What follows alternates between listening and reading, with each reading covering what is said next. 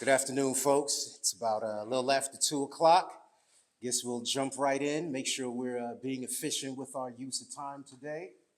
So I'm honored to serve as our moderator for our discussion this afternoon. Our goal today is to reflect on the instruction that we receive from our beloved department, and we have a powerful panel that is designed to do just that.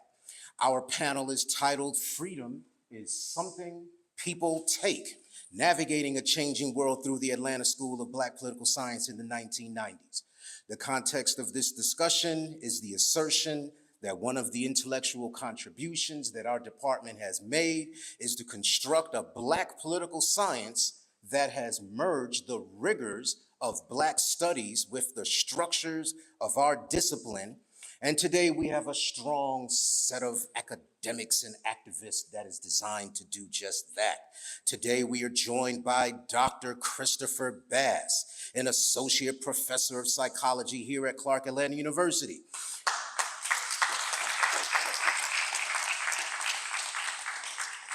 He has focused his scholarship on criminology, serial offenders, and the adjudicated aggressive and sexually aggressive cases. Clinically, he has served in a variety of posts, including clinical director at a resident treatment facility for adjudicated late adolescent males, psychologist for the city of Atlanta, and senior psychological partner at the Bass Medical Psychological Consultants Firm, LLC. We are also joined by our esteemed brother, Dr. Chair Kurt Young. His research area is on the subject of Pan-Africanism and Pan-African politics. Prior to Clark Atlanta, Dr. Young has taught at the University of Central Florida and held posts at other AUC institutions, and we really owe him a debt of gratitude for bringing us together today, this weekend. We're also joined by Dr. Afia Zakia.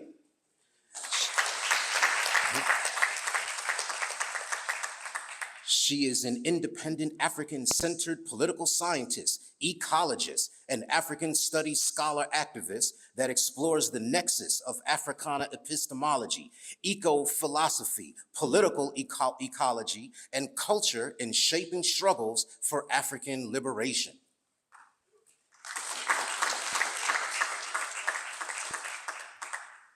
We are also joined by Professor Jared Grant.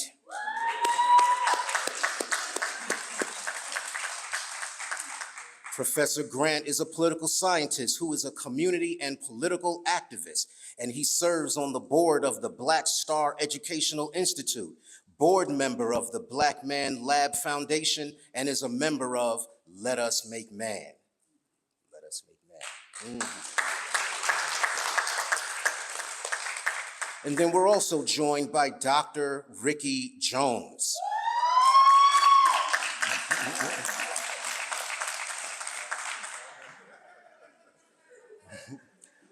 Dr. Jones is our James Baldwin Martin Luther King Scholar in Residence of the Envirome Institute, past chair of Pan-African Studies at the University of Louisville. He has served as a Lyman T. Johnson Fellow at the University of Kentucky and a National Science Foundation Multicultural Teaching Fellow at the University of Nebraska-Lincoln.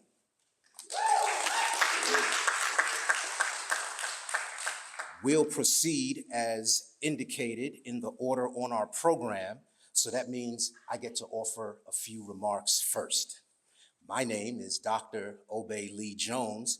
I'm proud to have graduated both from the master's program and the PhD program from this department. Just by way of small biography in previous years, I've held posts at a few places: North Clayton High School, Atlanta Metropolitan, Morehouse, Spelman, Morris Brown. I currently hold 3 positions. I'm a full-time professor of political science at Western Governors University. I'm a part-time associate professor of political science at Kennesaw State, and I'm also a part-time here at Clark Atlanta University. I go those other places and I'm going to work. When I come here, I'm coming home. Yeah? All right. So with your forbearance, I'll begin my remarks 10 minutes. Political analysis involves the use of a method. It involves the effort to be scientific and rigorous and empirical in your analysis. This in turn means that an important and crucial skill is to ask the right questions at the right time, for indeed, the quality of the question determines the quality of the answer. So part of our explicandum for today is how can we argue that the Atlanta School has merged the strictures of Black studies with the rigor of political science so as to synthesize a Black politics that has something substantive to say to Black people. Let me attempt a synthesis here today, and in so doing, pay respect to the departmental lineage of the Atlanta School and also to our discipline. One of the earliest operational political scientists, Frederick Douglass, charged us with a responsibility that I want to echo today, that in 1854, Frederick Douglass, I need to watch my time, Frederick Douglass admonished us that in the eye of both, the neutral scholar is an ignoble man. Here, a man must be hot or cold. The lukewarm and the cowardly will be rejected by earnest men on either side of the controversy. So let us not be lukewarm, but let us be clear. There are at least 6 identifiable grounds upon which we can assert that the Atlanta School has made the effort to deploy a Black studies perspective in our Black political science as we further the legacy of seeing the world through a Black-centered, an African-centered, a Pan-African lens, as of course taught to us through the example of the Dr. Baba Mack Jones. First, the discipline of Black studies analyzes the role of race and colonialism and other forms of systemic oppression and how it impacts institutional outcomes in the lives of Black communities. Well, political science at the Atlanta School also centers race, the mechanics of oppression, and the maleffects impacting Black communities. In short, both are concerned with an analysis of power structures, the state, the group, the corporation, the political party, the university, the academic department, all is within the lens. This is not to say that all political science does this, but this is to say that the Atlanta School stands in confrontation, personal confrontation, I might add, with other schools who do not. Second, both Black studies and a Black political science are born out of the Black liberation struggle. The civil rights movement gave rise to community and collegiate activism that reflected the rise of an African-centered consciousness amongst the concerned. This activism pressured university administrators across the country, and this consciousness used its elbows to carve out space in the academy to study and to serve the political interests of Black communities. We are again reminded that if there is no struggle, there is no progress. Well, both disciplines have struggled to exist, and its practitioners have learned to become warriors in that struggle, as we have heard time and time again through our conference here. Across the country, we are offering resistance to the forces of white supremacist miseducation rearing its head in hostility to Black studies. We see this in the Heritage Foundation, openly saying that teaching about slavery produces white guilt so that they can justify book banning in Florida. We see this in the so-called anti-woke legislation filtering its way through Texas, and we see this hostility to critical race theory here in the university system of Georgia. Third, this necessary warrior spirit is seen as both disciplines have prioritized the agency and resilience of Black communities. The Black Studies academic teaches about intersectional identities and interlocking systems of oppression. The political scientist teaches about interrelated eco-social and political contradictions. Both are concerned with the faces of oppression, the nature of discrimination, and the effort to resist all such systems so that Black people can simply be human wherever we find ourselves. Fourth, the Black Studies practitioner will merge history, sociology, literature, philosophy, and others to create an interdisciplinary synthesis that teaches the complex experiences of Black communities. In similar form, the Black political science as practiced at this Atlanta school is historic as it reads Du Bois, is economic as it reads William Julius Wilson. It is activist as it reads the philosophy and opinions of Marcus Garvey. It is proactive as it listens to the speeches of Malcolm X. And it is feminist as it reads from Maria Stewart to Anna Julia Cooper, all the way to Brittany Cooper. Importantly, a Black political science is critical as it reads Max Weber and Seymour Martin Lipset and Emanuel Wallerstein and whoever else and whatever else they've written. Both Black studies and Black political science are interdisciplinary interrogations of the empirical world. 4 minutes have passed. Fifth, the Atlanta School is confrontational in how it merges Black studies and the rigor of political science. The goal of reading material is the same as lifting weights in the gym, Mr. Williams, to build muscle, to build a paradigmatic understanding of the world in which you teach students to confront justice, to stand up to racism, to howl in opposition at the moon of white supremacy. The Atlanta School grabbed us by our graduate student collars and told us to look at discrimination. It held us by our head and challenged us not to avert our eyes away from the abuses being suffered by our people. The Atlanta School prepared us for the current moment where an open white supremacist is a hair away from being president again, and it taught us how to teach students in this context. Later, these students will say if we're doing a good job. Specifically, we seek to merge Black studies and Black politics to create a synthesis of liberatory scholarship. The goal here is to challenge the mainstream mode of analysis so that we can grab students by the scruff of their academic necks and challenge them to deal with the conditions of the communities from which they came. The Atlanta School at Clark Atlanta University centers Black voices and Black experiences to decolonize. I lost my plates because I looked up. To decolonize the syllabus, and in so doing, decolonize the mind. Frederick Douglass told us in 1857 that men may not get all that they pay for in the world, but they must certainly pay for all that they get. If we ever get free from the oppressions and wrongs heaped upon us, we must pay for their removal. And this brings me to a last point of synthesis between Black studies and Black political science. Both are animated by a moralism that is grounded in an African-centered, globally ecumenical ethic of love. The revolutionary notion here is that we should love ourselves enough to do something about our condition. Love is a positive act. Next point. So what does it look like when we merge Black studies and Black politics? Here is an example. C.L.R. James gave us a dialectical understanding of Toussaint L'Ouverture, and he said the French bourgeoisie could not understand it.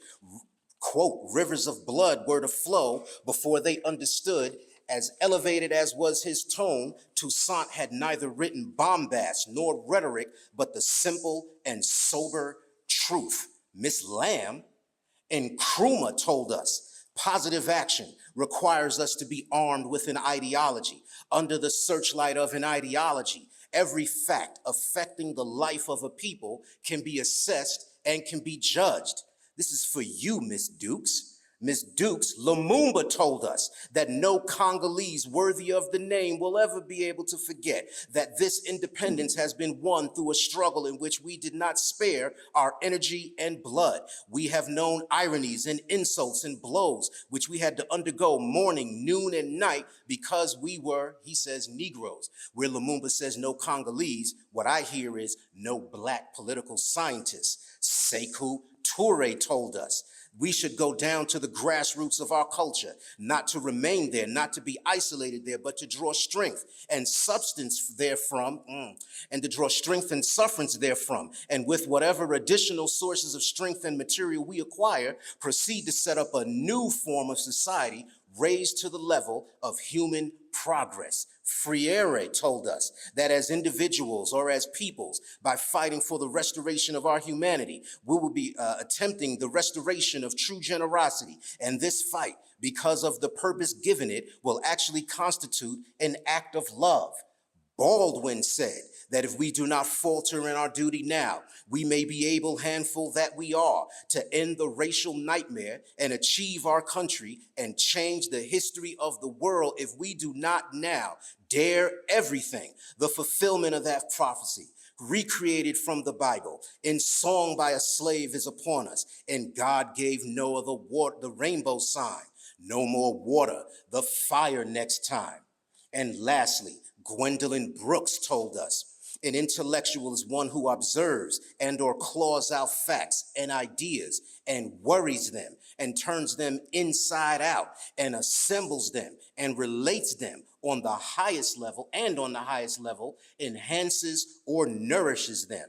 So, simple and sober truths from the Caribbean C.L.R. James, an ideology that affects the life of a people from the West African Nkrumah to produce an independence born of struggle through the Congolese Lumumba that gained strength enough to create a new society, again through the West African Toure, that constitutes an act of love as seen by the Brazilian Freire that can end the racial nightmare if we dare, through the African-American James Baldwin, because our responsibility is to observe and enhance and nourish the world, as the African-American Gwendolyn Brooks reminds us. So the Caribbean, the Ghanaian, the Congolese, the Guinean, the South American, the African-American man, and the African-American woman, this is a diasporic understanding. This is a Pan-African understanding, and this is the understanding of the Mac Jones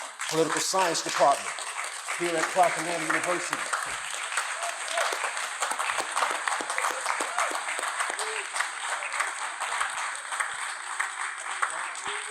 Much appreciated, much appreciated. I believe I was close to 10 minutes. So now we'll welcome remarks from Dr. Bass.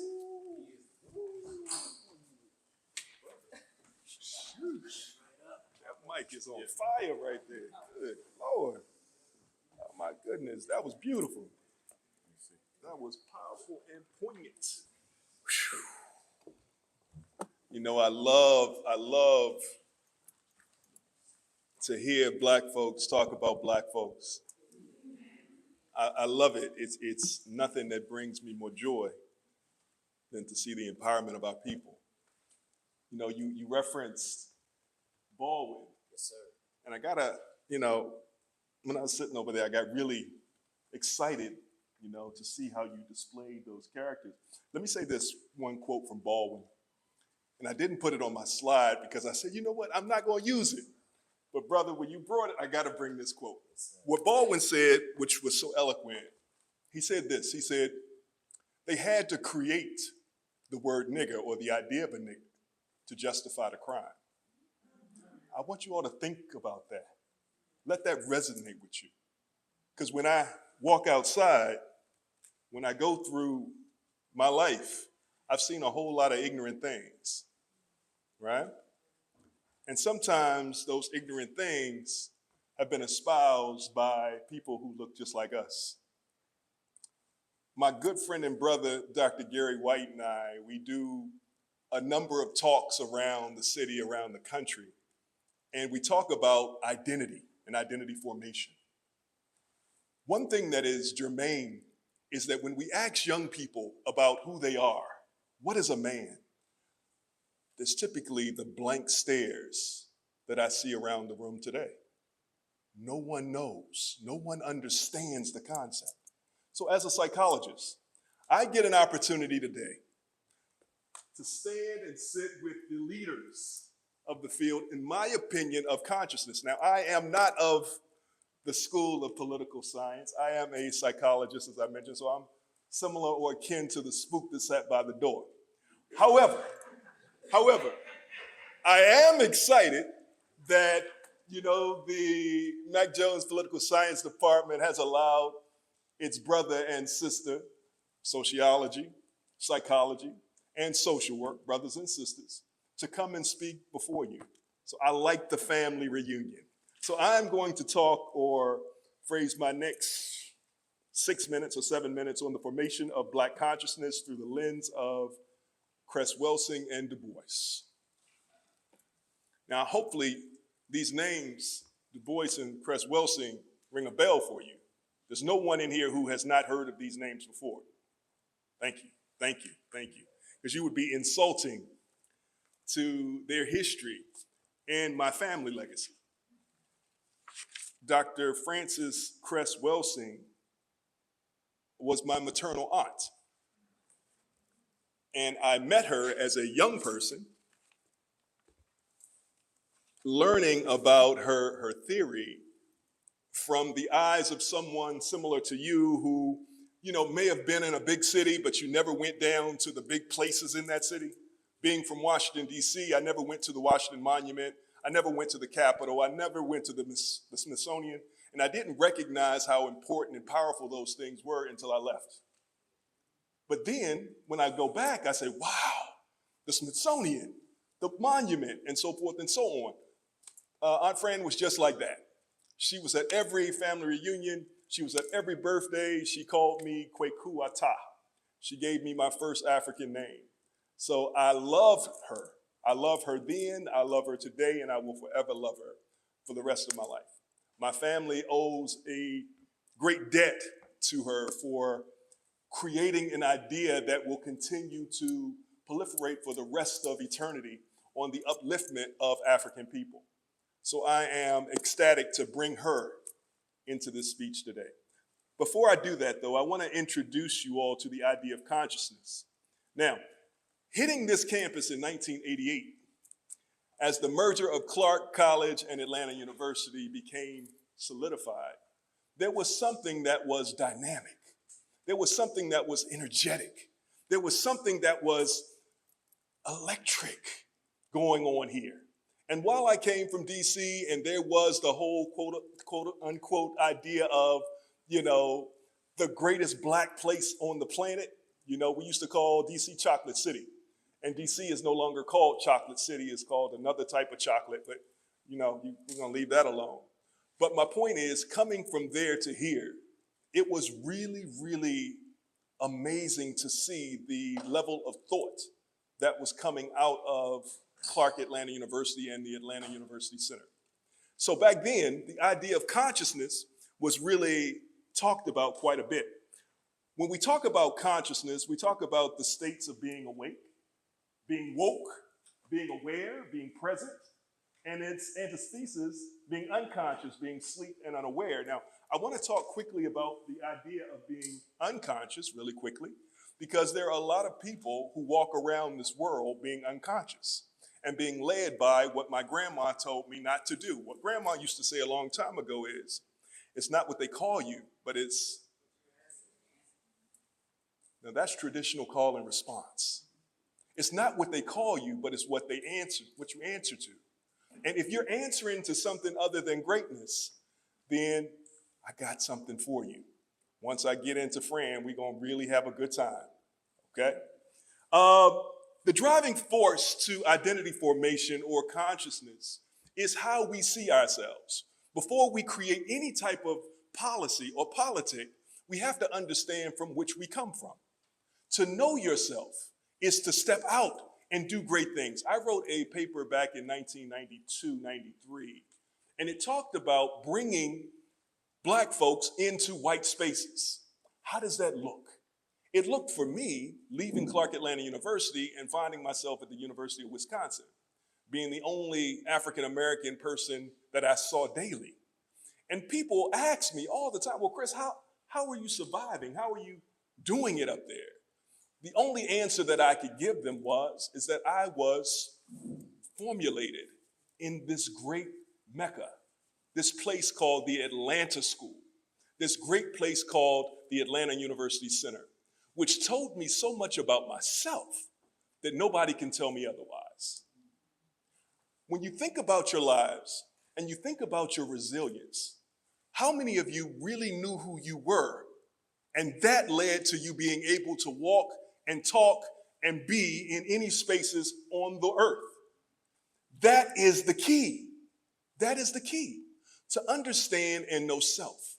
So one thing that we're going to talk about as we move into nationhood is the understanding of self. W.E.B. Du Bois came up with the idea of the souls of black folk. Now, when we talk about the souls of black folk, we cannot even consider talking about consciousness without including the idea of the soul.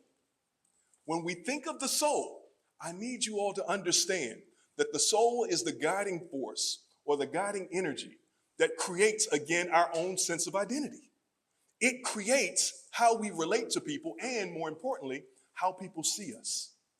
There was a brother who came to me in a recent speech, and he said, Dr. Baz, I'm 6'7", 6'8".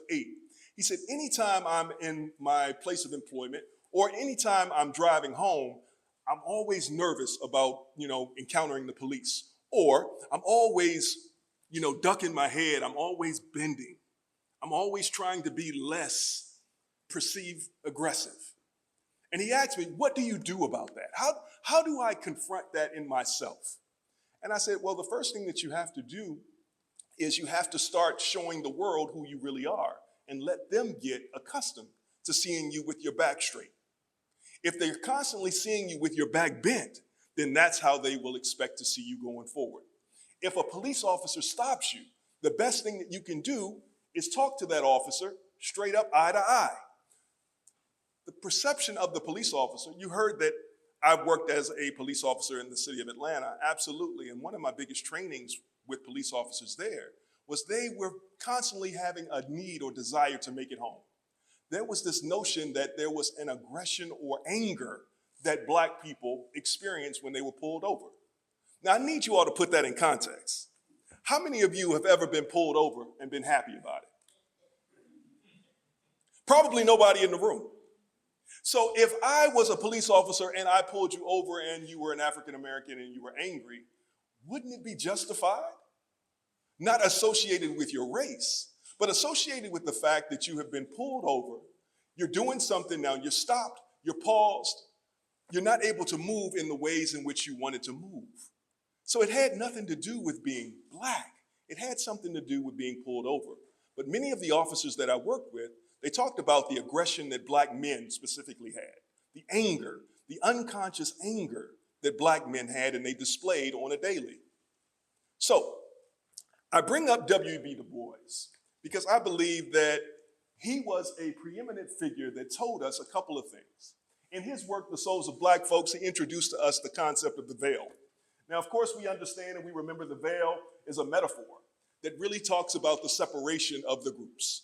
We talk about, or he talked about, the separation of the black race and the white race. He also introduced this idea called the double consciousness. Now, the double consciousness is interesting because it serves as a conscious awareness of living in two different Americas. How can I be African and African American? What about being black? What about the idea of being a person of color? How you identify yourself is important as we talk about nation building. How you see yourself or what you answer to is so important as you talk about educating those who come behind you. You with me? Okay.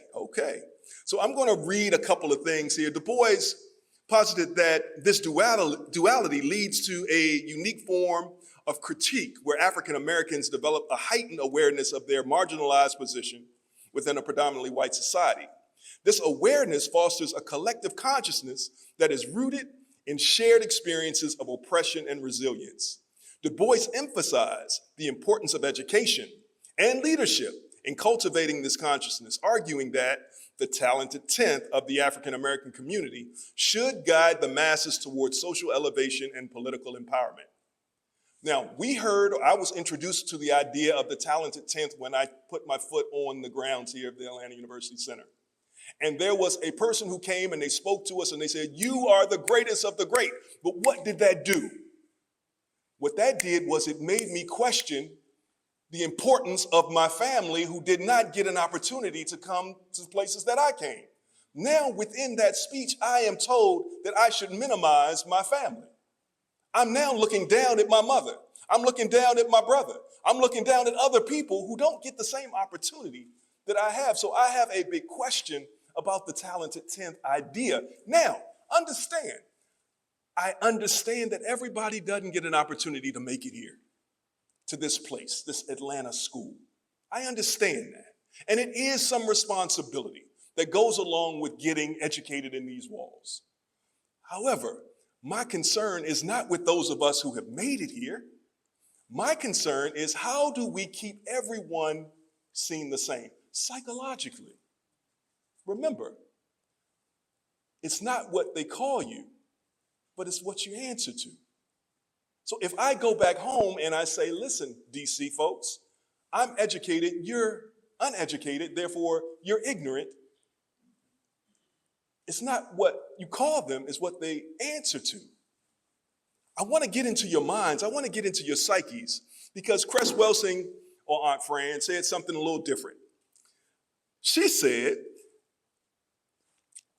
it's important to understand the roots of all things ignorant within our people. She said, it's important to understand all things ignorant in our people. Her basis was the idea, when it comes to portraying ourselves in ways that are not germane to our greatness as a people, she said that this was all a plan. This was all a ploy. In her Theory of Colors that came out in 1969, she introduced the idea of the color deficiency anxiety that she believed that many people who were of pale skin had. Now, this color deficiency anxiety looked like this. It looked like, I have a lot of anxiety about being genetically inferior, and therefore I will create laws, I will create things that sort of keep me in a superior position. She talked about the psychological defense mechanisms that many people must go into in order to maintain a good, healthy sense of ego. Now, this doesn't happen just on the European American spectrum. It also happens on the African American spectrum. If I tell you that you are less than, now I want you to reference the Clark couple. I want you to reference the Clark couple and what they discovered with the doll study. If I tell you that I am less than, right, what will that make you do? Will that make you look at those who are other than you, better than you, and will that make you try to assimilate or look like, be like, act like them? I talked to my students today, and I know I only have about a minute and a half left. I talked to my students today, and I talked to them about the importance of knowing self and the understanding that the Western worldview is not germane to who they are. But there's a whole lot of brothers and there's a whole lot of sisters who portray this Shango energy, uncultivated, uneducated, who find themselves in spaces like this, who really need the guidance of people who really know themselves. There's a lot of folks who walk around here, even in this space, the Atlanta School, who still don't know who they are. And therefore, what's important to many, not all, what's important to many is to say that I am from the inner city, because the inner city makes me tough. The inner city makes me a man. I'm here to tell you all that while there was a problem back then, and Fran talked about it back in the 90s, early 70s and then late early 90s, the problem that she talked about still exists, but it's getting worse, you all. She talked about numerical inadequacy. She talked about social control through white supremacy. Then she came back later with the ISIS papers, and she really updated her work, which was really just 18 years of work from the cross theory of color confrontation. She updated with HIV. She talked about gun violence and other things. I have this quote here that she said. I want to run through this really, really quickly. She said that not only are blacks the genetic parents of all people in the world today, but blacks produced the first scientists, architects, musicians, mathematicians, astronomers, astrologers, philosophers, statesmen, priests, prophets, and generals. Indeed, Africa produced some of the first fighting women generals. I am reminded of some ancient and important wisdom of Africa, as seen in the following two proverbs. When you educate women, you educate a nation. And the hand that rocks the cradle rules the nation and its destiny. With this wisdom of our Black ancestors in mind, let us examine the current world crisis and the role of Black women in this resolution. Now, why is this important? Because in her earlier work, she focused a lot on African American men. So this was her, in her later years, trying to bring women more into the conversation. Now, I always will throw in this when I'm talking to Black folks, because racism is not just racism. There are different types of racism. There are dimensions of racism that we all must understand. There's institutional, structural, there's interpersonal, and internalized. Now, I say this to my folks who walk around here trying to do what majors called the cool pose back in the 1990s. The idea of the cool pose is I have so much internalized oppression that now what I do is I live as a representative of who I should be. What is a man, Dr. Gary White? What is a man? A man is what people have told me to be. Not so, not so, not so. So I have my next slide, which talks about some structural factors. This is a part of my paper that is accompanying this particular speech. We go in through structural factors to internalize, and then, of course, the focus of my work is in interpersonal and internalized oppression and racism, okay? Now, what is this impact of structural racism? Quickly. The youth mental health crisis that was talked about in 2020, 2023. There's been a national emergency in 2021 looking at the mental health of our children. We don't talk about all of the things that are impacting our children today. So there have been significant shifts in the suicidal rate and suicidal ideation for our children from 1990s through 2024. It has gone up 62%. 62%. And African American men are starting to gain traction, young men are starting to gain traction when it comes to suicidal ideation. Many people will say that it is because a number of factors, but the key factor here is internalized racism and oppression. Black children in school settings, there's a discipline issue, right? Black men specifically are viewed as very dangerous and hostile. The grading is different for our young people in these public schools. Of course, you all have heard about the school to prison pipeline, which they started to keep it a little bit quiet, but it's still running in the background. It's still running in the background. And when does that pipeline begin? That pipeline starts to begin, ladies and gentlemen, right around elementary school. 3rd grade, come on now. And they're tracking our kids. Folks who are not as open-minded and aware and woke as I am will come and bring children who teachers have said had discipline problems and diagnose them as oppositional defiant disorder, as ADHD, as having conduct disorder. We have a national crisis. It's a national emergency, and there's an attack on our people. Come on. There is this concept, and I'm almost done, called adultification. And hopefully many of you have heard about this. Adultification is the idea that Black people, even as young as elementary school, have the tendency to be viewed as older than they actually are. Now, I'm going to reference my good friend, Dr. Celeste White, on this, because nobody knows statistics in terms of criminology more than she does. But this adultification not only involves criminalization of our young people, but it also talks about hypersexualization. Do you understand that according to statistics, I'm trying to hurry up, Doc. According to statistics, when it comes to our young women, by the time they are in high school, they are believed to have 10 times more understanding about sexual imagery and 10 times more understanding about sexual behaviors than their white peers. Even if they have never seen a penis or only seen their own vaginas, they are seen as people who have expert knowledge about all things sexual. So what does that do to a people? What does that do to a politic? How do we nation build? How do we do it? The formation of Black consciousness. It's a multifaceted process that encompasses both the sociological and the psychological. By integrating these principles and perspectives, we can better understand the ongoing struggle for empowerment and self-determination within the African American community. Brothers and sisters, we got work to do. Ashe.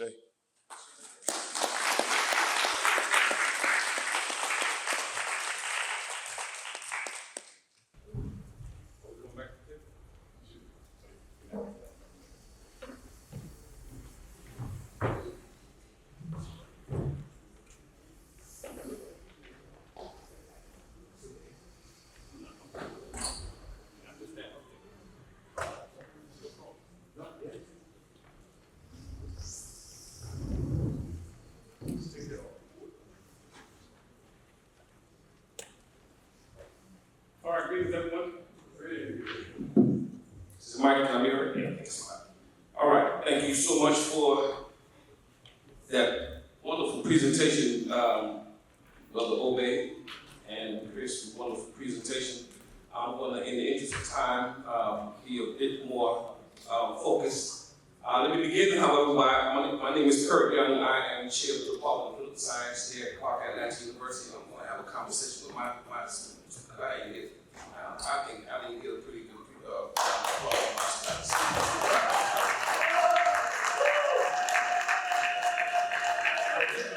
I think I need to give more extra credit, right? I think that's the problem. No, I'm so happy to see them here. I've been bragging about my undergrads, and I think I have the most stellar group that I've had in quite some time. There's one student that was with me last year when I said the same thing, so please forgive me, you know who you are.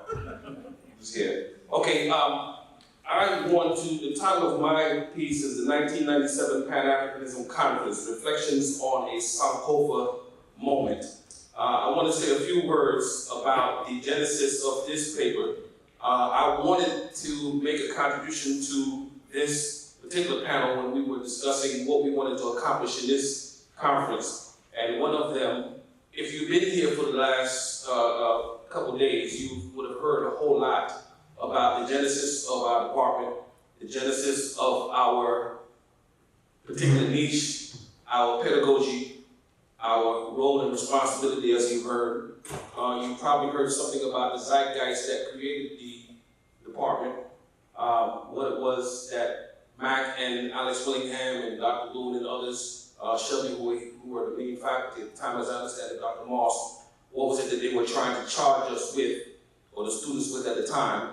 And then, if you were here yesterday, you would have seen a jump from, a gap in between the contemporary members of Ujamaa Society, who are the graduate students in the department right now, and the faculty. I was going to say elder, but I'm not sure if that applies to Saeed in the same way. Dr. Sowell, who was now recently appointed president of Morris College, but certainly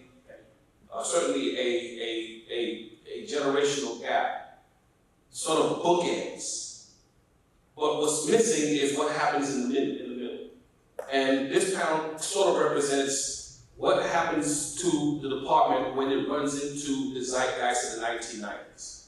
I think everyone at the table here will bring something of that perspective to this panel, and I want to wrap my contributions to that decade around the 1997 Pan-Africanism Conference. This conference was a conference that we held in the department.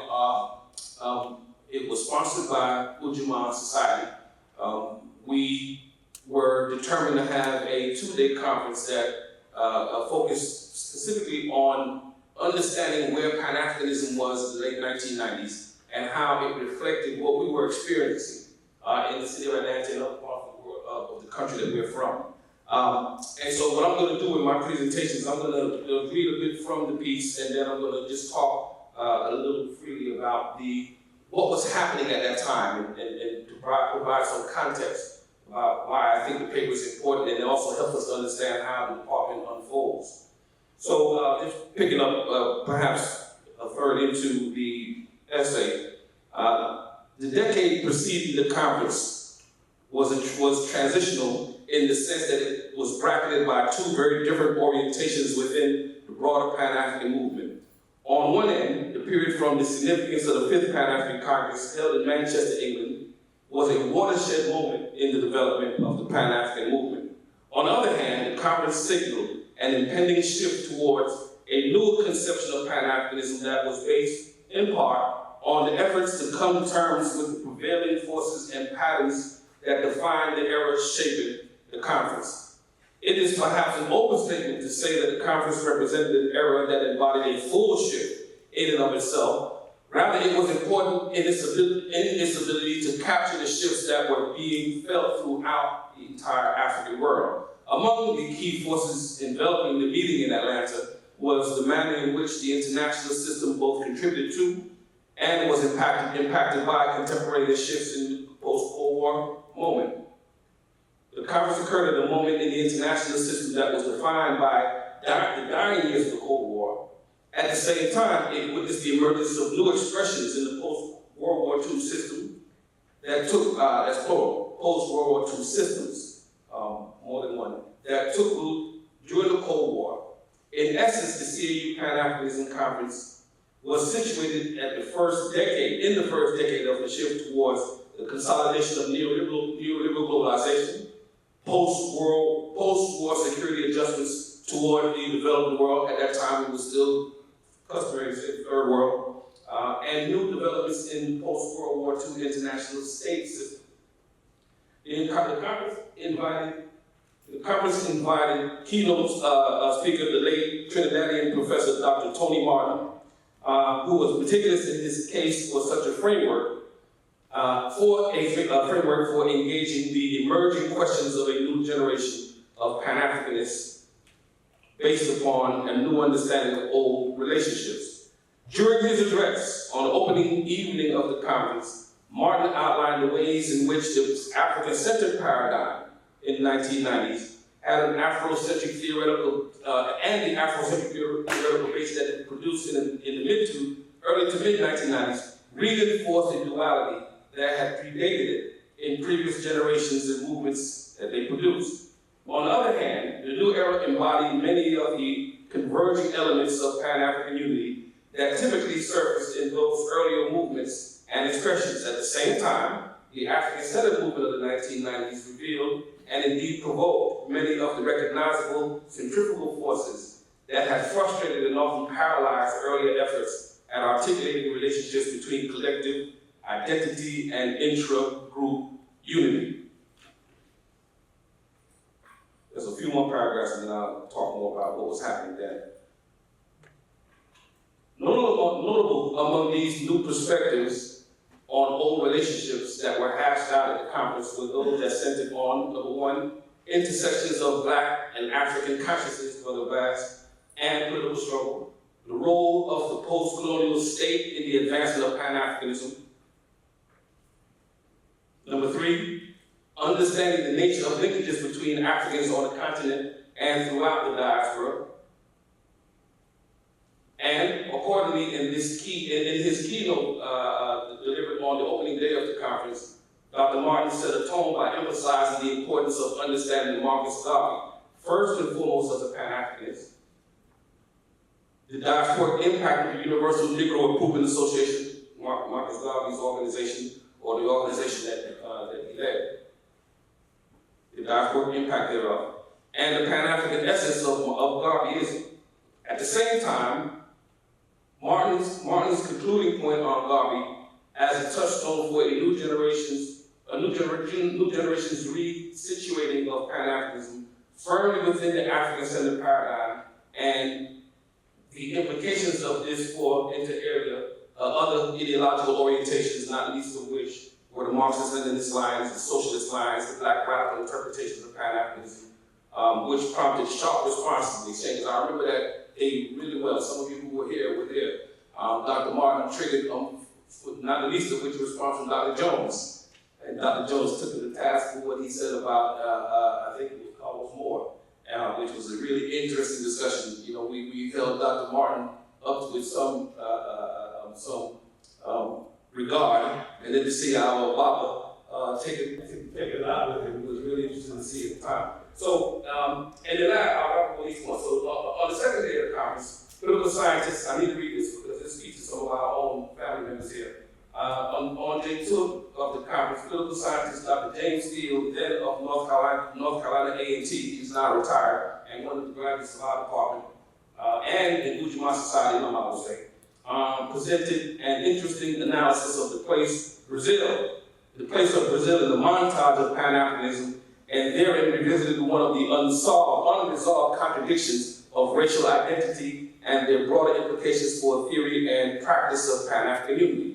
Using the celebrated 1959 film Black Orpheus as a point of reference, Steele's talk drew out the uneasy coexistence, both then and now, of Blackness as a contested politicized group and Africanness as a contested cultural force. After I heard James make reference to Black Orpheus, I never heard the film before. I went back to watch the film. Back then, Woodruff Library had just a whole shelf of old film that you can find, documentaries and films. I hope they've digitized them now, but you can go find any of these old films that might be referenced, and you can look at them and get a sense. And so James talked about that, and I think his presentation ended by emphasizing that by the 1990s, the rise of the Equino movement in Brazil, which had direct connections to those issues of identity and consciousness that was flowing out of Black Orpheus and, of course, Brazilian society. On the final day of the conference, another person that's close to us, Dr. Mario Beatty, then of Morris Brown College, and now he's at Howard University, the Afro-American Studies program, Amarte. He presented from his essay called African-Centeredness and Marxism, an analysis of the many race versus class disputes that emerged over the time in various parts of the African world. At the core of Beatty's argument was that the race-class debate had been a destructive force within Black political movements and formations throughout the 20th century, and would continue as an impediment if left uninterrogated. For him, this would remain so within Pan-African unity efforts until the race side of the debate was centered on the matter of cultural identity and African people as opposed to skin color.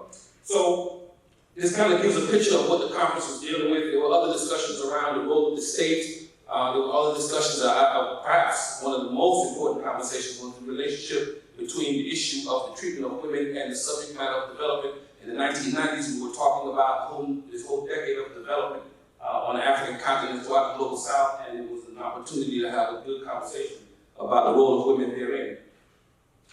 My last minute, I just want to talk about just some of the important discussions that were taking place at that time that kind of created the zeitgeist, so that Dr. Boone and Dr. Jabril and others who didn't quite know where we were coming from or what we were talking about when we came to the classroom, we'll give them an idea here. I really wouldn't know. So when we were planning this conference, this was the period of time where we were in the AUC in the city of Atlanta. We had just had in the decade previous the Sheikh Anta Diop visit to Atlanta. He came to the King Center, and it was an event that mobilized the entire progressive community in the city of Atlanta across ideological orientations.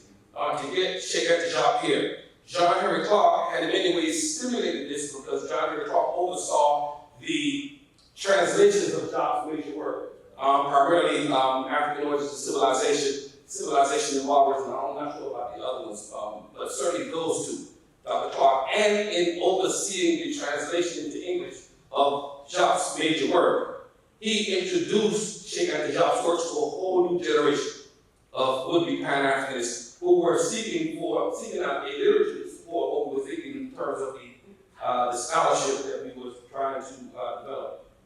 Shortly thereafter, in 1992, we had the Malcolm X film.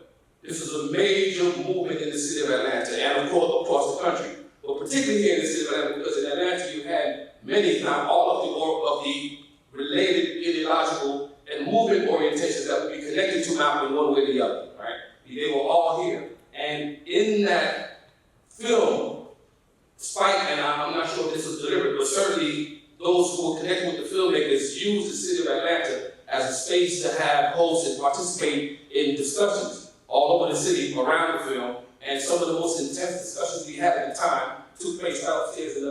in the exhibition hall where the film was being discussed. I remember there that one of the leaders of the Black Arts Movement, Baba Askia Toure, predicted that the film would not do justice to Malcolm X's legacy. Of course, the response to that claim was that he was being too premature in his critique. The film hadn't come out yet, but when the film did come out, the main target of that critique had something to do with the amount of time that Spike spent on the life of Malcolm prior to his evolution as a Pan-Africanist, as a nationalist, and certainly his embrace of key aspects of black internationalism and Marxist-Leninist thought. And I have many items here that I wanted to get into, but I'm going to stop here and give someone else time to make their presentation.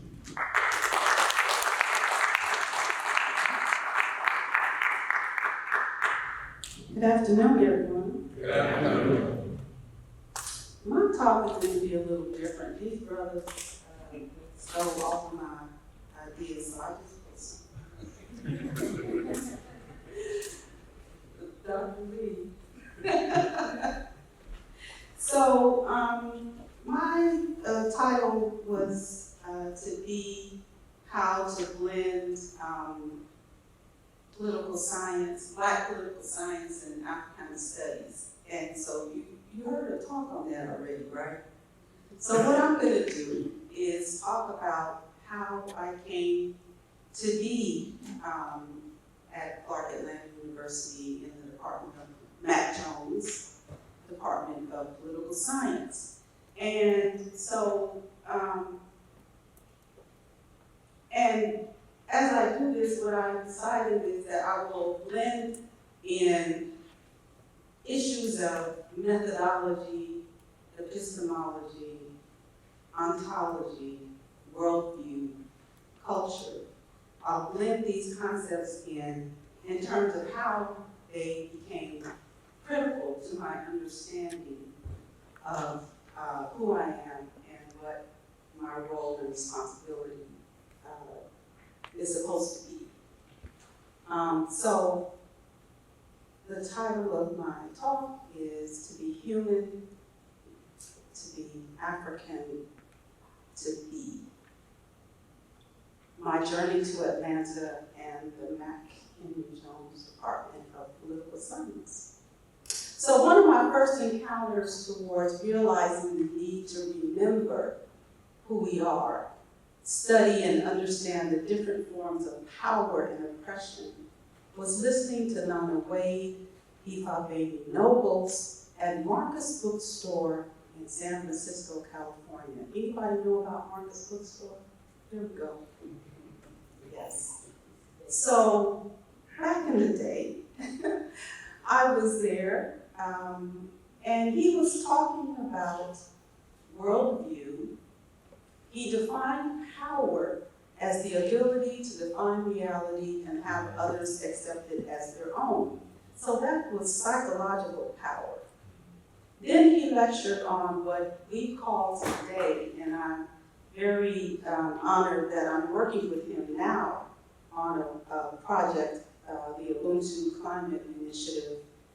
But he introduced this concept called ancestral intelligence, AI.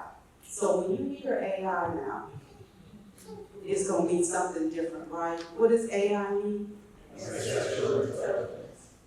So he said a bunch of other stuff, but essentially he was talking about worldview and how each element of a culture's worldview, especially epistemology and ontology, were important for us to learn and study.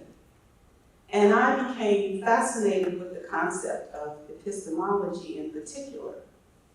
But also from his lecture on AI, he taught us that there was no more beauty than in relationships, and that's Ahikwe Arma saying that.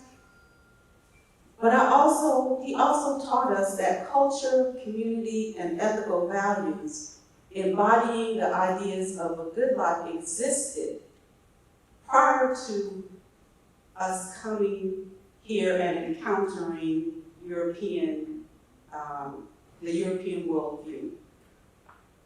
And that there was this place called Ancient Kemet that we needed to learn and know more about. And he told us that as you remember, when you begin to remember, you have a responsibility to take part in freeing African people.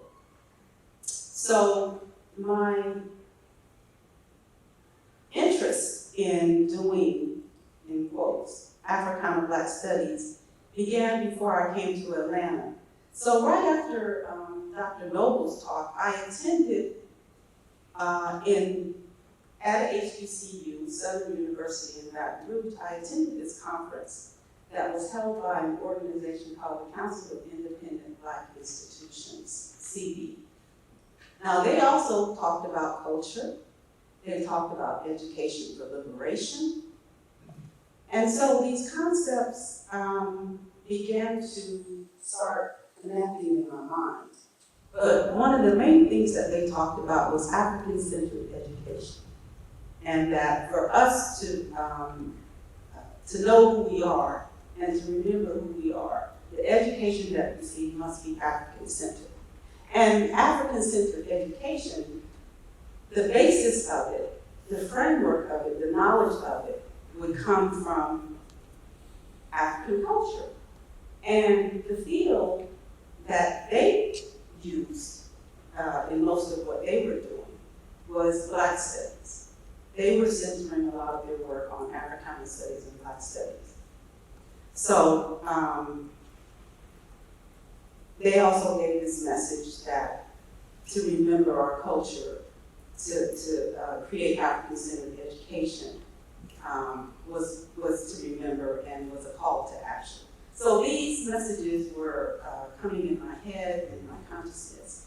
And then after that, I came to CA Political Science Department because I decided after an INCOAS conference that was held in San Francisco, that there were two choices that were presented to me to get a PhD in political science. One was Howard University, and the other, CAU. They were the only two, and I was determined that one of my degrees was going to come from an HBCU because I had had two other experiences that I didn't want anymore. But what someone said to me, Robert Smith, one of our other great political scientists who you all should need to know, he said, well, if you want to do that Black stuff, then I suggest you go to CAU. And I said, okay, that's where I'm going. So, because I was going to do this Black stuff. So I came to CAU, and what I discovered was that indeed there was no more beauty than in the relationships that would be formed in this space. In fact, I call it a maroon space because I could do my dissertation now with support of Mama Shelby Lewis, who helped me get some money to go to Madagascar and do some political ecology work that I wanted to do. I could talk about and use Hercule Gugu, and my teachers would not throw me out of the department and be like, get out of here with that mess, right? I could use Marimba Ani, I could use Wade Nobles, I could use Olive, I could use Dr. Clark, I could use Sheikh Dr. Joe, I could use anybody I wanted to. And Dr. Brill, you know, when we would come to his class or, you know, put out our ideas, he was one of the ones who would always say, you know, well, how do you know what you say you know? And so that was the epistemology question all the time. So it challenged us to do what old Africana studies and creating a Black social science requires. requires you to study, to learn, to read and read and read. I stayed in the library. I lived in Woodruff Library. But out of that experience, I met someone named Mr. Freeney. How many of you knew about Mr. Freeney? Mr. Freeney was someone who had been working and involved with the Institute of the Black World, which, he taught me about the Institute of the Black World many days in the library. And so if that wasn't learning about African studies and who we are, I don't know what it is. So I'm going to stop. I have 30 seconds left, that's all? Okay. Okay, so I'm going to stop, but, I want to say that learning and knowledge doesn't always happen in the classroom. And in this department, we were given the space to learn. We were challenged in the classroom, challenge the canon, but we also were given a wide range of experiences to also learn and know outside of the academy. And I think that is where Africana studies and Black political science and social science happens. It happens. Yes, we learn methodologies, we learn how to do research, we learn SPSS, we learn all that stuff. But we are doing all of this to make a contribution to the liberation of our people. And we cannot do that if we don't know who our people are, if we are not grounded in community. That is the message that I learned about the role and responsibility of the Black political sciences. Thank you.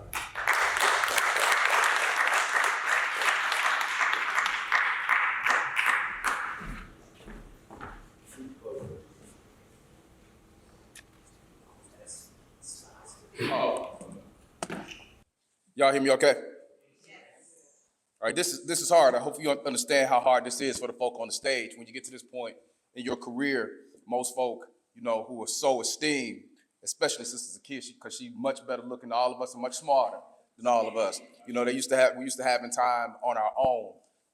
So to limit yourself to 10 minutes is a little bit difficult. But it's also cool, right? And I'm very happy to be home. For those of you who were not here at the beginning, my name is Dr. Ricky Jones. I'm kind of in a visitor space, but I also consider myself home. I'm a Morehouse man, class of 1992. This is my girl, if you couldn't figure that out. But the great thing about being in a space like this, I'm a kid from Carver Homes, a little bit, kind of close to here, and I kind of consider myself one of the last intellectual battle rappers. But when you come home in a place like this, you don't have to do any battle, and you don't have to be the best voice on stage, right? So the way Brother Jones, my distant cousin, opened this thing up, give it up for him, because that was absolutely incredible. Sister Zakiya, so good to be in space with her, who we all have been familiar with, at least in academic circles, for quite some time. My distant classmate, Brother Bass, who graduated from Clark in '92, was here while I was at Morehouse. My longtime friend, Brother Greg, who's gonna close us out in a second. And of course, we got to give love to Brother Chair, Brother Kurt Young. I was a chair. If you read I was a chair for 15 years at the University of Louisville, over half my career. So I know what it is to be a chair. So much love to you, brother. Now that I've taken up 2.5 minutes of my time giving love to all these folks, let me go real fast. 1895.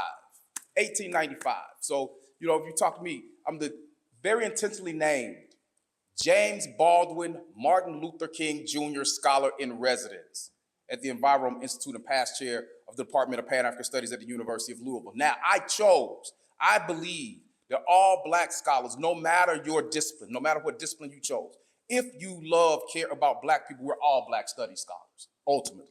So I made the decision when I left graduate school that if I went to a political science department, I was going to go back to an HBCU. But if I taught at a white school, I was going to choose a Black studies department. That was a very, very intentional choice. And I ended up in one of the oldest Black studies departments in the country. The Black studies department at the University of Louisville was founded in 1973, only 5 years after the field itself was formalized, right? Ironically, out at San Francisco State, out your way.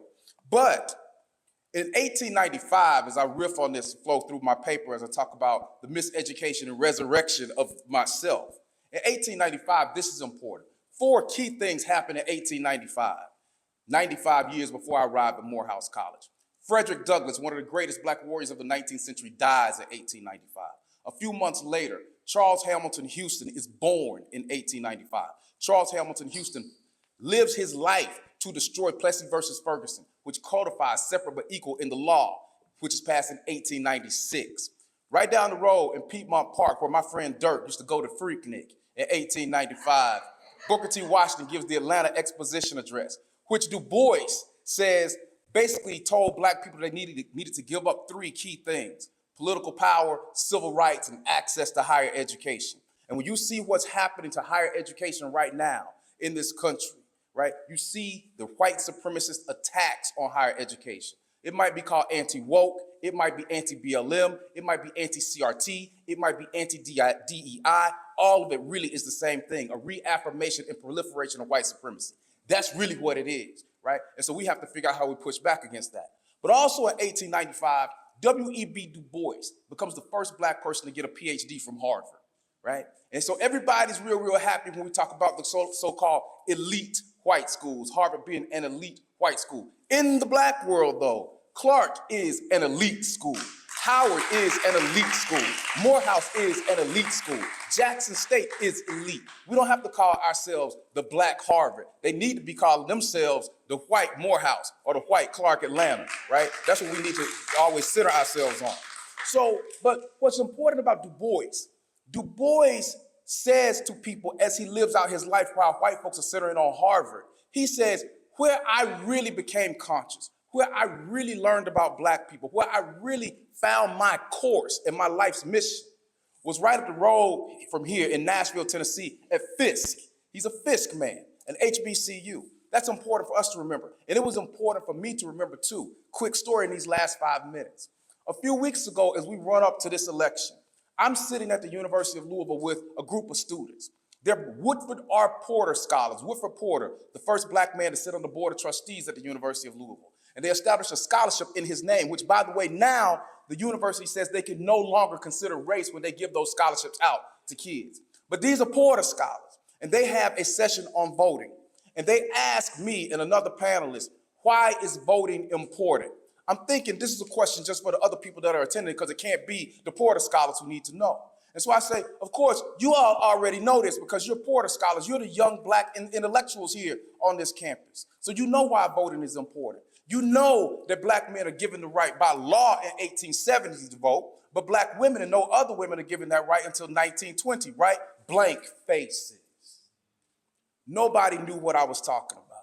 They knew nothing about the 15th Amendment. They knew nothing about the 19th Amendment. They knew absolutely nothing. Later on, when a brother said, look, we certainly can support Sister Kamala Harris, but it might be a little bit too much to ask to expect her to be Ida B. Wells Barnett, or Anna Julia Cooper, or Shirley Chisholm, or Ida B. Wells, or Fannie Lou Hamer.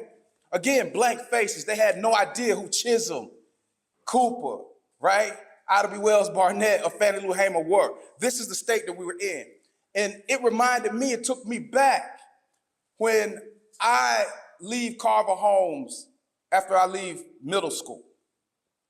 Because the story that people don't hear, if they say, oh, you went to prep school in Newport, Rhode Island, graduated from the Naval Academy Prep School, attended the U.S. Naval Academy, went to Morehouse, go to the University of Kentucky, get a PhD at the age of 28. I'm a project kid. What they don't know is my grandmother raised me. And I tell people now, when my daughter was young, who's 16, we're looking at colleges for her now. When she was younger, I would read to her every night because I say, look, I didn't get this. And somebody says, see, this is what I'm talking about. We don't have the engagement of parents at home. And I'm like, you don't understand what you're talking about, bruh. My mother was 15 years old when she had me. My grandmother raised me in the housing projects of Atlanta, but she was born down near Dublin, Georgia in 1933 and never could go to school. She didn't read to me because she couldn't read.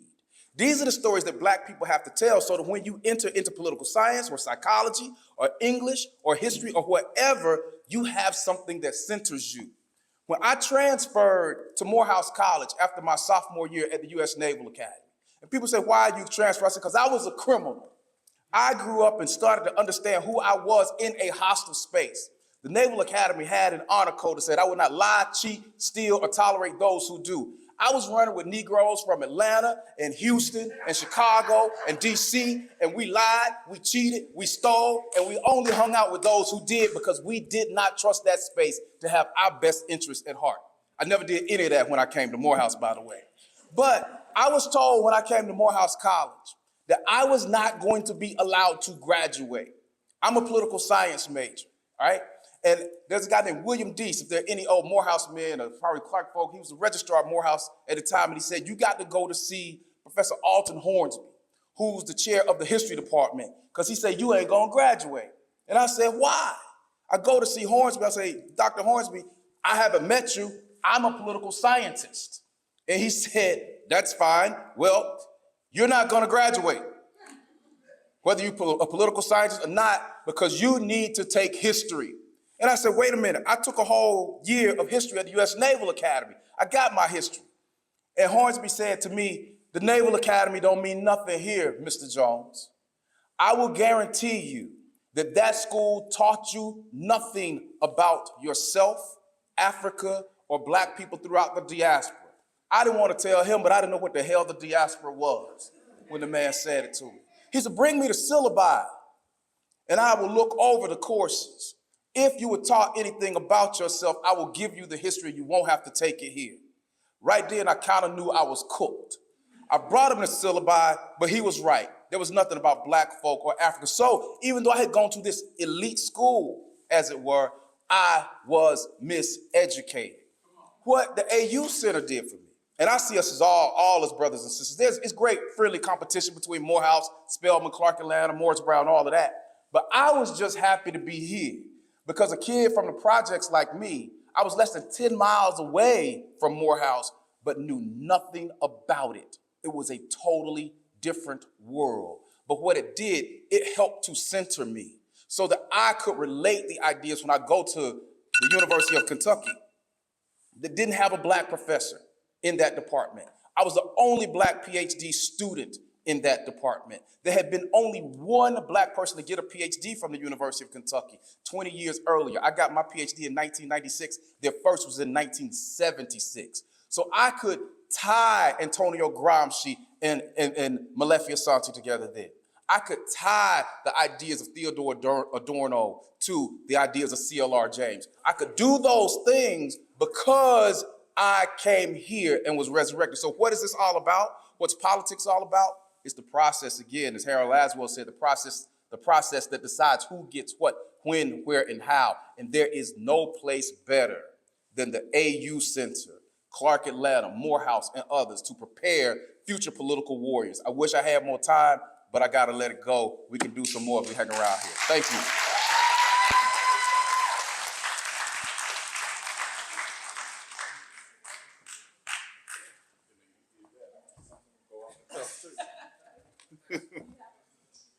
It's fine, I'm good.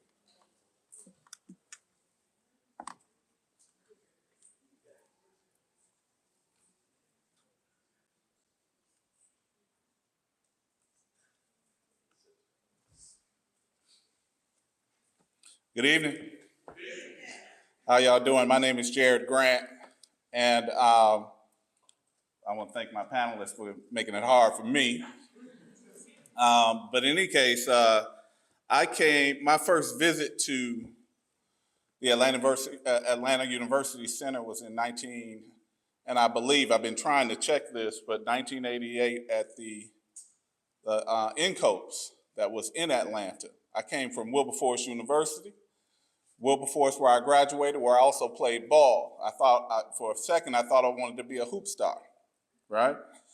I came to Atlanta in '88, and I saw what was happening on James P. Brawley itself, and I was taken aback. I also, at that conference, I saw 20 to 25 students from Howard. I saw about 15 to 20 students from Southern University. And I saw, of course, we came with 15 students with Dr. Marvin Hare back in 1988, right? So in Dr. Hare's class, right before we came to this, Dr. Hare, second semester freshman, 1988, I took a course from him called Africa Before 1865. So guess what our textbook was? Walter Rodney, How Europe Underdeveloped Africa. I knew nothing about myself until he taught this course. He also had a study group where we could go to Dayton, Ohio, and go to his house, and up the steps, he had what is called Sankore Institute. And that's where we also learned and studied more insight on this idea of Atlanta School, right? And so it was for the first time in my life I said, I'm an African, I'm Black, and I'm at an HBCU. Dr. Hare did something for me I can't describe because he came from this environment. And then I came here for school in 1991. And in 1991, when I came up here, because I saw what was happening in '88, of course I had to get here, but he made me hungry. And I still wasn't fed over the 2 or 3 years it took me once I graduated in '91 to get here. And when I got here, now I got all I can eat. I was like the fat boys. I was feeding and everything. In the classrooms, I had Dr. Boone over here talking about Charles Beard and economic interpretation of the Constitution, blowing me away because I didn't understand the Constitution from that perspective. Federalism, not understanding. Now, of course, you as presidents, I just had a loving for history and loving for understanding the presidents and teaching us that. Also telling us about Haynes Walton, Black politics. And this idea in Black politics called white male suffrage. That just blew me away. I thought, white men suffer? So I came onto this campus coming to Dr. Jabril, who's over here. He's talking about the wretched of the earth. Amilcar Cabral introduced me to Fanon. And I'm like, who's this lupin proletariat you're talking about, this working class all over the world that you're talking about? And so this first year here, I didn't say anything. I didn't say anything in that classroom. I mean, I tried to discuss, but it was about reading, digesting, and getting fed. Because this environment was bustling with intellectual discourse. That was in the classroom. Then I jumped on to James P. Brawley. What was happening on James P. Brawley? Full of students, full of what I call circles. These circles were intellectual circles, not just a fashion show, they had that too. But it was circles of intellectual discourse. Nation of Islam, the 5 Percenters, others. My friends, myself and friends, we are the grandchildren of the Garvey movement, right? We are our parents are the Black Power and the Civil Rights movement, but we became the children of the Black Conscious movement. Malcolm X became important to us. He was resurrected during our time. We listened to Tribe Called Quest, hip hop. We from Generation X. Generation X from the white side is one way, but X meant something different for us, right? It just wasn't unknown, it meant something. We from the battle generation. We battled. Afia, I told you I was gonna bring you in this conversation. For the first time, I hadn't heard women politics. And this woman in every class was going off on the professor. On the professor, I'm like, what are you saying? Why are you going off on the professors like this? On Tuesdays, we have what's called seminar. And I love Japanese samurai movies. And they were the bloodiest scenes that you've ever seen in your life at these seminars. I was afraid to ever go up there because anybody who came was going to get bloody. The Nigerians were in our department, the South Africans who have been suffering from the apartheid was in our department, and people all over the world. And if you got up there to speak about anything, just understand, you were going to get cut. That's real. So my generation came from the 80s. We were children of the 80s, or teens of the 80s in many instances. And in our 18s and 20s, of course, that is what our 90s was. Atlanta was a bustling city. It became the center of what? The music industry. We began to see neo soul. Jill Scott was here. Erykah Badu. Before they was Jill Scott, before they was Badu, we had something called funk jazz. Funk jazz was every 3 months. At the bottom, everywhere in funk jazz, you had all of this music, house music, go-go music, hip hop, poetry. We had rooms filled with the arts. I tell my students, what's the definition of arts? Because in a renaissance, we have certain factors, rebirth, and the perspectives and the arts. Art is the scientific manipulation of human behavior. I'll say it again. Art is the scientific manipulation of human behavior. We had the arts coming into our city in a manner, in a way that what other city was doing what Atlanta was doing at this time?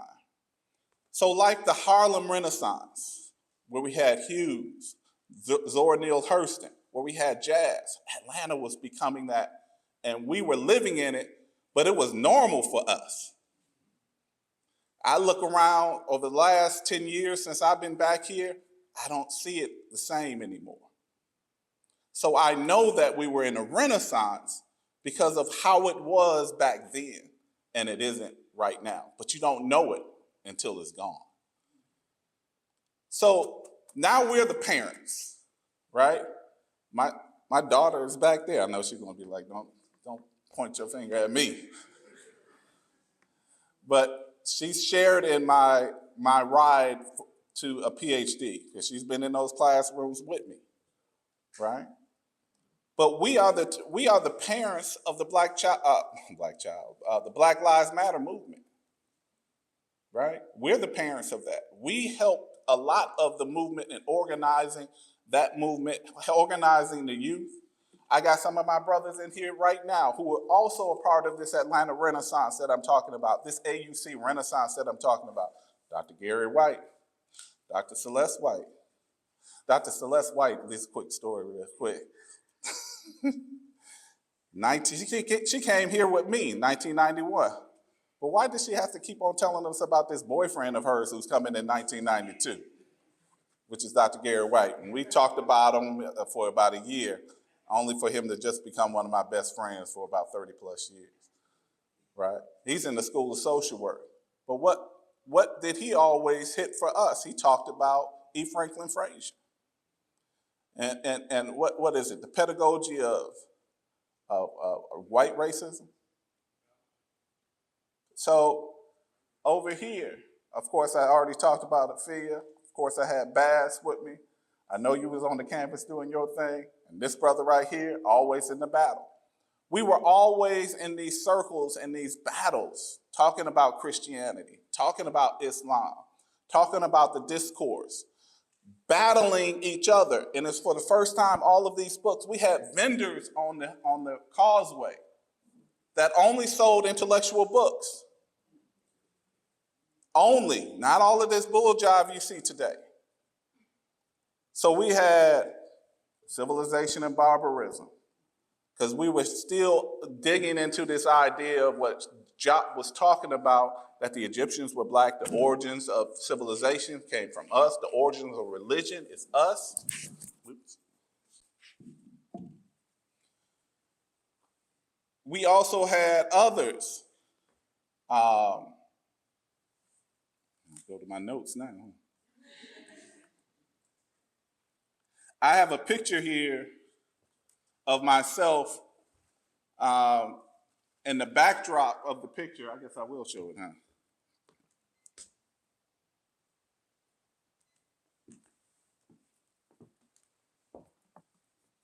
Y'all don't have to move, please don't.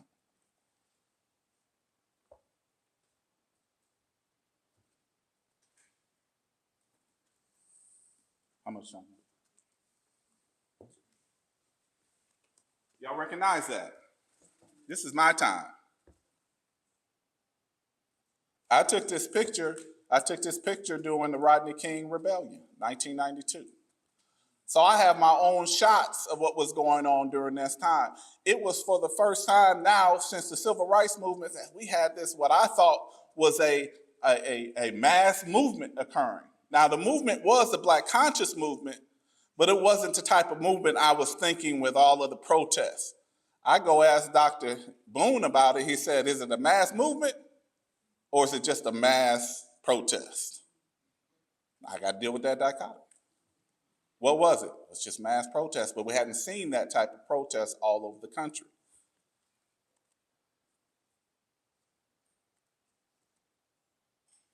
That's a young Jared right there. And behind us, that's where we see the police coming down the causeway here on Fair Street at the time. Now it's student movement.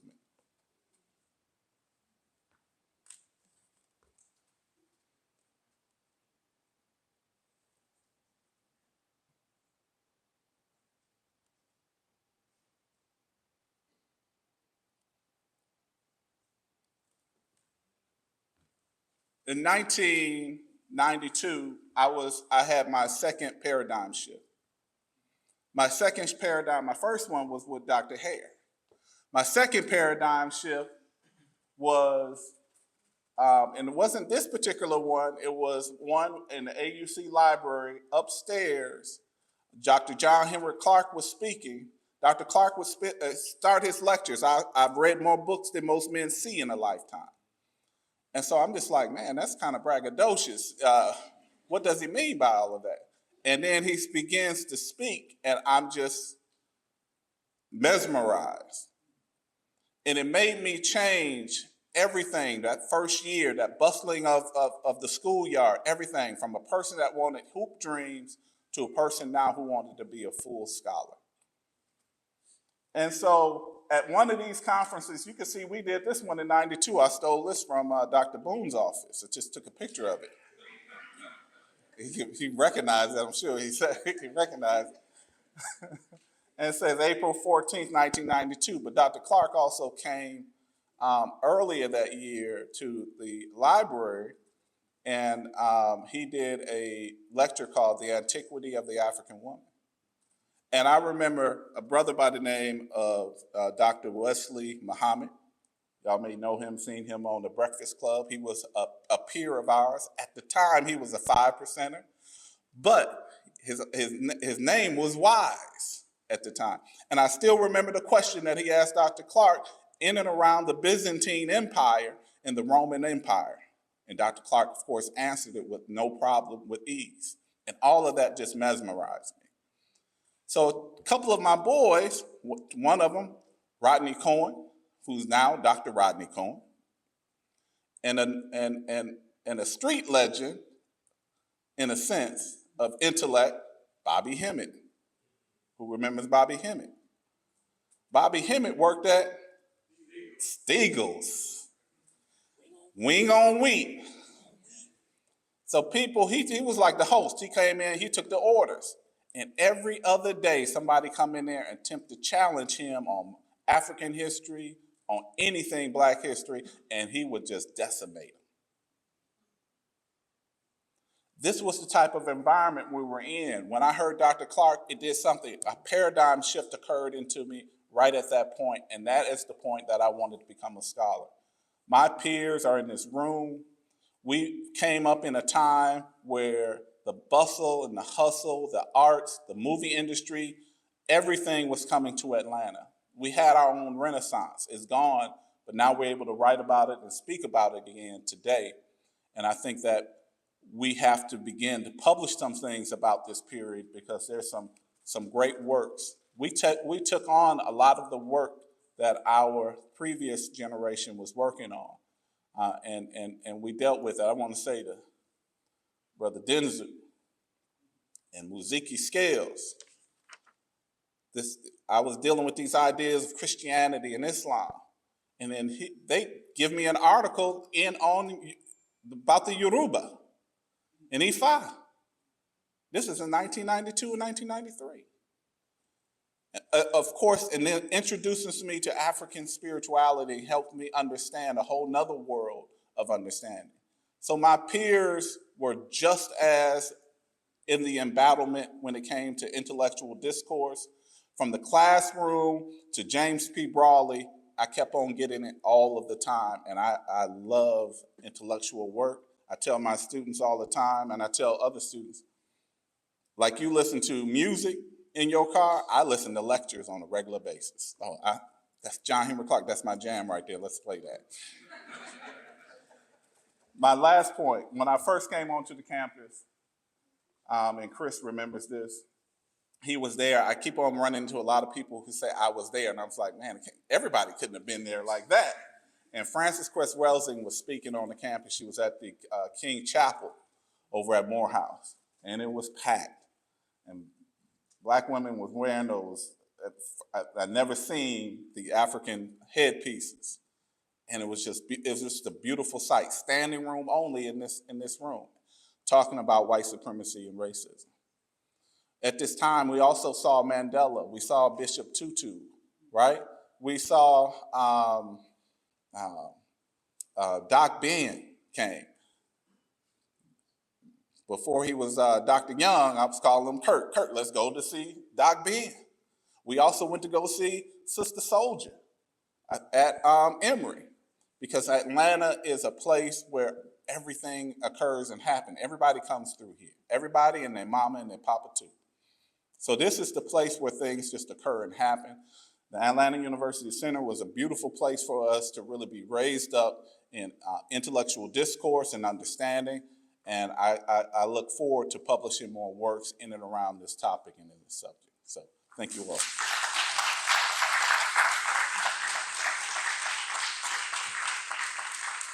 Thank you all for your kind attention. Wasn't that a strong, wonderful panel of words? Round of applause.